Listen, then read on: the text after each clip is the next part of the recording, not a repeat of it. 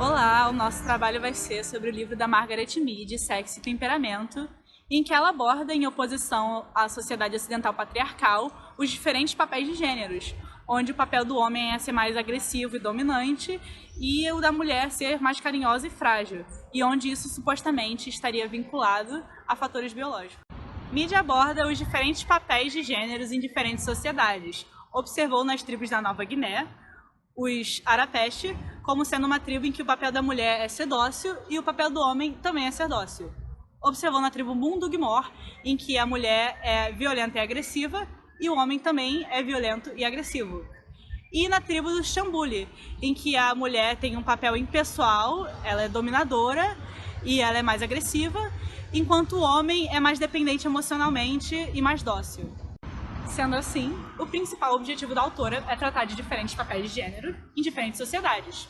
No entanto, no nosso trabalho, nós iremos entrevistar mulheres de idades distintas para analisar o papel da mulher em diferentes gerações da nossa sociedade, para assim perceber que diferentes organizações sociais possuem diferentes papéis de gênero e mostrar o deslocamento do papel feminino na nossa sociedade.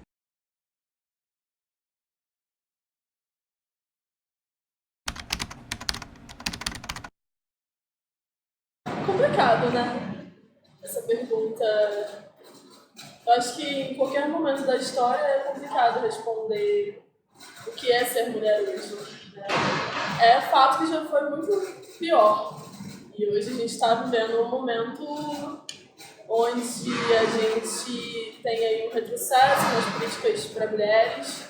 A gente tem um governo, né, que legitima e autoriza com as suas falas e ações, né, como a extinção de alguns ministérios, essa coisa da violência contra a mulher. Então, assim, de fato, em todos os momentos da história, às vezes as pessoas brincam, né? Qual momento histórico você gostaria de ter vivido?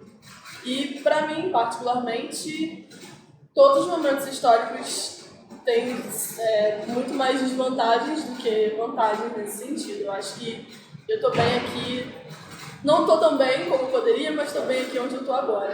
Mas hoje eu acho que ser mulher, né, é resistência. A gente vem de um processo de golpe em 2016 com a vítima da Dilma, né, o golpe.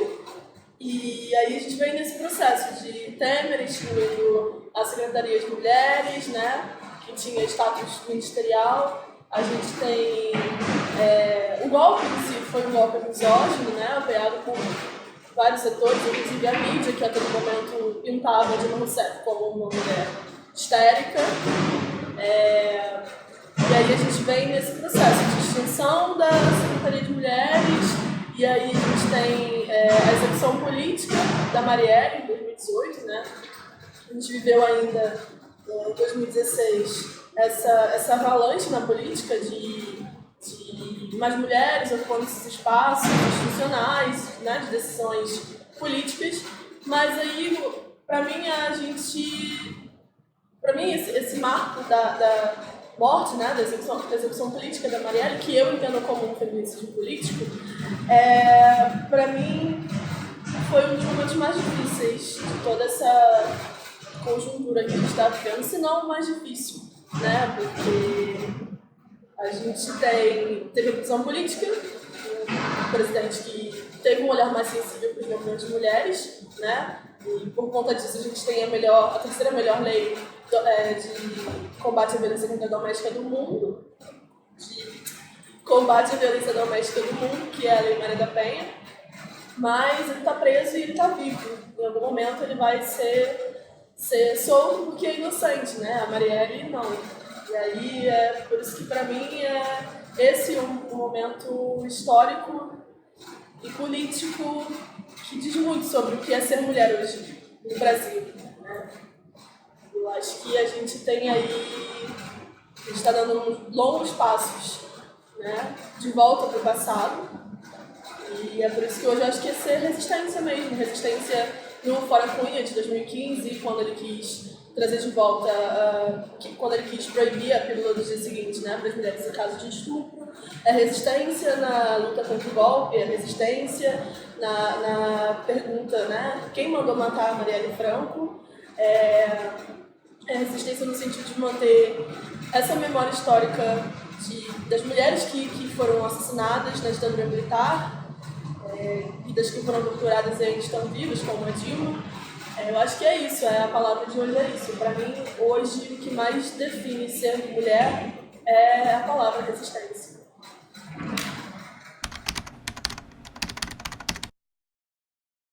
Eu não abriria mão de nada.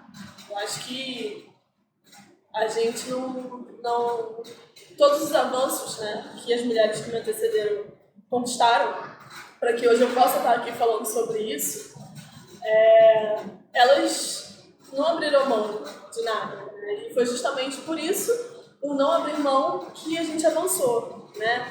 Existe essa coisa da gente, né? A Simone de Beauvoir fala sobre essa coisa dos nossos direitos, que eles não são permanentes, e a gente precisa se manter vigilante a vida inteira, porque, de fato, a gente está numa constante de conquista de direitos e, enfim, as mulheres avançando aí com programas sociais, onde elas eram 90% das beneficiárias, como Bolsa Família. Existe até uma tese de doutorado da Unicamp que comprova que essas mulheres, elas, com a renda, né, do Bolsa Família, que estava no nome delas, elas conquistaram o direito de colocar seus maridos agressores para fora de casa. Então, assim, sem abrir mão, né, de comprar um batom, de ter acesso a um método contraceptivo que não usa camisinha, né, a pílula do dia seguinte, a pílula anticoncepcional.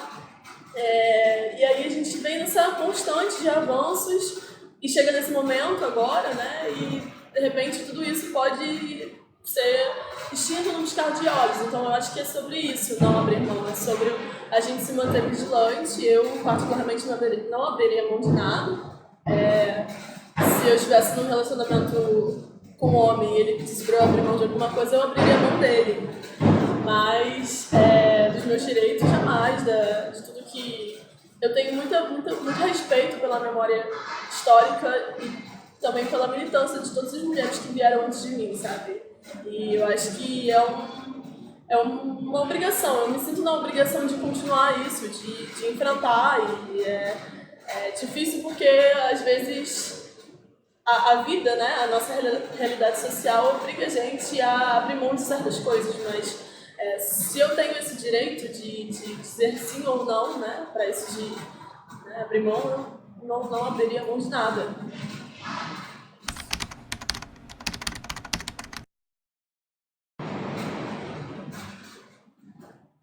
Bom, enquanto brasileira, eu estou um pouco triste e sem muita perspectiva de futuro, né? Enquanto cientista social, mais ainda. Mas eu acho que, enquanto latino-americana, eu estou bem otimista. A gente tem aí a Cristina Kirchner de volta, né? Não como presidenta, mas como vice-presidenta. E junto à Cristina Kirchner, a gente tem um aumento de 40% do parlamento argentino hoje, com a volta da Kirchner, são deputados, né? A gente tem no Chile todo esse processo de resistência e de luta contra o Sebastião Pinheira. A gente tem vários movimentos civis eclodindo, né? No Equador, no Haiti, em Honduras, em vários países. Então, assim, eu sou uma otimista, eu acho, nesse sentido, contrariando o meu sol em aquário, né? Dizem que os aquarianos são muito pessimistas, mas eu sempre me obrigo a ser otimista, porque não existe nenhum momento histórico dura para sempre, né? A história, ela é feita de ciclos, e a gente já passou, a América Latina passou por esse ciclo de trazer de volta os governos neoliberais, né? Mas os nossos irmãos argentinos já expurgaram Macri. No Chile isso também está acontecendo, né? A reforma da Previdência, que foi aprovada aqui no Brasil e já existe no Chile há um tempo. Ela é um dos pilares dessa revolta do povo chileno, que inclusive está derrubando os monumentos dos colonizadores e colocando os monumentos de quem resistiu contra esses colonizadores, né, em mais evidência, maior evidência. E, então eu acho que é isso, nenhum momento histórico dura para sempre.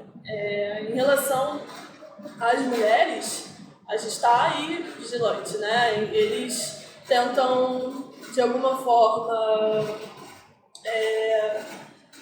extinguir um direito nosso, ou acabar, erradicar, e a flexibilização da posse de armas é um desses momentos em que as mulheres estão aí na linha de frente fazendo esse debate, né? Por quê? Porque a arma de fogo, ela é o primeiro fator de risco na vida de uma mulher que sofre violência doméstica, porque os homens, eles não querem ter posse de arma para matar um bandido, né, que por si só já é errado, mas eles usam isso para ameaçarem suas esposas, brigarem no trânsito, né, infelizmente é isso que acontece. E aí a gente tem essa coisa das mulheres estarem nessa linha de frente mesmo, dizendo, não, a gente não é a favor da posse de arma, porque isso afeta diretamente as nossas vidas, né? São muitos os casos em que os homens assassinam suas mulheres, suas esposas e depois seus próprios filhos e às vezes até se suicidam. Então é uma questão complexa.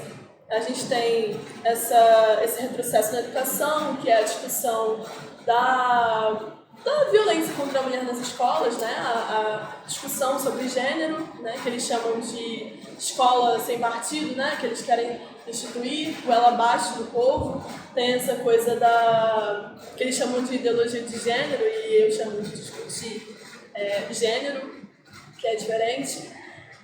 Então a gente é uma disputa não só de direitos, mas também uma disputa de narrativas, de formas de como a gente fala, porque para eles é escola sem partido e a gente defende uma escola sem mordaça, né?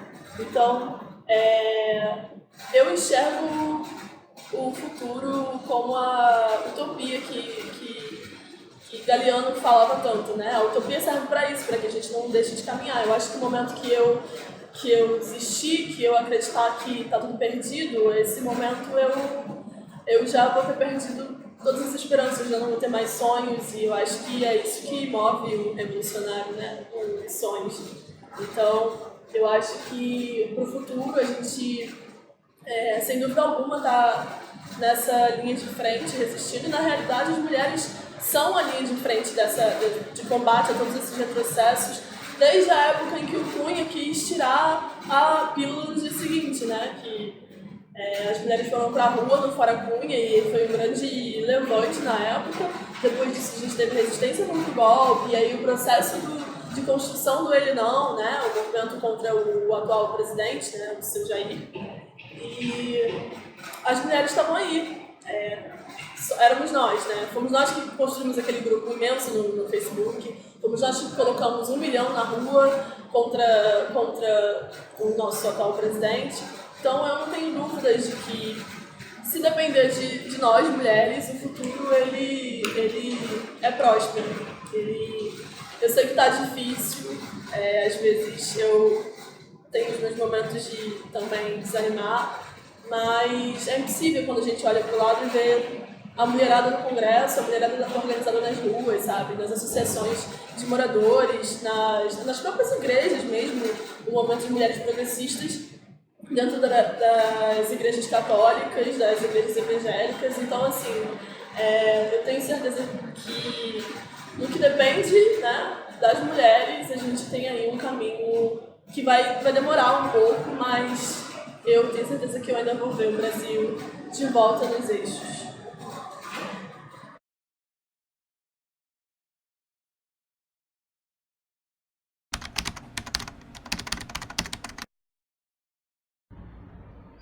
Olá, eu me chamo Cláudia, sou casada, tenho 2 filhas, sou nutricionista. Fiz a minha graduação após a maturidade, com as minhas filhas já nascidas, por não ter tido oportunidade de fazer antes. E mesmo assim eu sofri preconceito da minha própria família, irmãs e pais, que perguntavam para mim por que com quem meus filhos iam ficar durante esse período que eu estaria fora. Então essa é uma imposição que a tua própria família, que a sociedade em geral faz para você, como se a obrigação de cuidar dos filhos fossem só da mulher. A questão da casa também, que é todas as tarefas domésticas são delegadas para nós mulheres, mesmo que a gente tenha ganhado mais campo de trabalho hoje, ainda fica a nosso cargo, muito a nosso cargo. Melhorou um pouco, hoje em certos lares é uma divisão doméstica, mas ainda tem muito que se ganhar em relação a isso, muito que se conquistar em relação a isso. Em relação ao passado, a vida que minha mãe levou e a que a minha avó levou, claro que é uma diferença muito grande, a gente evoluiu um pouco em relação a isso, porque minha mãe era 100% dona de casa. Ela fez o segundo grau, o ensino fundamental. Ela só foi concluir depois que nós éramos também nascidas com uma certa idade. Eu sou a filha mais nova, eu deveria estar com uns 12 anos por aí. Eu sou a primeira mulher da família de 4 irmãs a ter o nível universitário. E são essas as imposições, a questão de você ter que trabalhar fora, ter que cuidar de casa, essa dupla jornada que a mulher ainda vive. Bom, eu acho que eu não pensava muito nisso, não. Meu pai sempre deixou nós 4, que eram 4 filhos, trabalhar fora, sempre incentivou a gente a trabalhar fora. Mas mesmo assim, ele tinha um pouco de machismo da criação dele, e ele passava um pouco isso pra gente. Ele passava coisas, por exemplo, que a mulher tinha que casar virgem, que se não casasse, ela seria mal vista, ninguém queria casar com ela. Não sei. Eu não poderia, por exemplo, sentar em um bar com amigas e beber. Eu não poderia, por exemplo, me divorciar se eu quisesse, eu seria muito mal vista. Alguns tipos de trabalhos que hoje as mulheres fazem que não poderiam fazer. Então, eu acho que a gente teve grandes conquistas, apesar de eu achar que ainda tem muito a se conquistar. Voltando um pouquinho à pergunta anterior, que era o que as mulheres poderiam fazer hoje que não fariam há 30 anos atrás, uma coisa que eu fiz, as tatuagens, né? O meu próprio pai falou que isso era coisa de marginal. E a minha própria irmã falou pra mim assim, esconde isso, não deixa meu pai ver. E eu não aceitei não mostrar, eu já era casada, já tinha a minha renda. E ele falou, mas falou assim num tom de... não gostou muito, mas... aceitou, acabou aceitando. Não pensava muito nisso, porque meu pai incentivava a gente a estudar, a trabalhar fora, mas havia ainda aí uma ponta de machismo. Então eu era muito... eu aceitava muito as coisas que meu pai me diziam. Eu não era santa, às vezes me rebelava também, mas uma rebeldia bem mais tranquila do que nos tempos de hoje. Então não pensava muito em que as mulheres iriam fazer, contanto que eu fui fazer faculdade depois de casada já. Eu nunca... meu pai virou para mim e falou assim, eu só pago escola para vocês até o segundo grau. Na época era o antigo segundo grau, hoje é o ensino médio. Então eu terminei o segundo grau e me conformei. E isso só veio, essa vontade de voltar a estudar, esse incentivo, veio mais por conta do meu esposo, que é professor universitário. Então eu senti essa necessidade de ter uma nova profissão, de me inserir no mercado de trabalho, porque durante 26 anos eu fui bancária, o que eu não considero uma profissão, eu considero um emprego. Então é isso.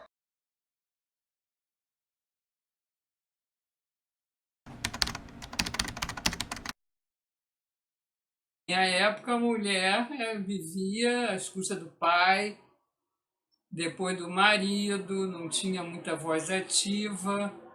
Eu, então, que me casei cedo, as coisas já começaram a ficar diferentes, mas assim, na década de 70. Eu me casei na década de 60. A década de 70 foi uma revolução por causa da pílula anticoncepcional e as mulheres já começaram a trabalhar.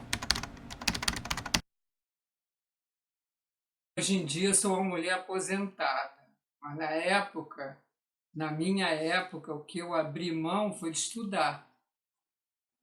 Porque me casei cedo, com 4 filhos, não tinha tempo para isso, que eu gostaria de ter estudado muito. Que hoje em dia até poderia, mas agora já passou muito tempo. Quais eram suas... Apesar de hoje em dia as mulheres terem atingido um patamar de liberdade, mas eu acho que ainda pode melhorar muito. Precisa ainda melhorar muito. A mulher ainda é muito desvalorizada. Com isso, podemos concluir que os papéis de gênero variam de acordo com o contexto cultural, social e econômico de cada época e cada sociedade. Nos vídeos exibidos, são expostos contrapontos entre a vivência de mulheres brasileiras em diferentes épocas da história do país. Assim, percebe-se a proximidade com a obra de Margaret Mead, Sexo e Temperamento, já que a autora explicita a variação dos papéis de gênero em diferentes contextos culturais.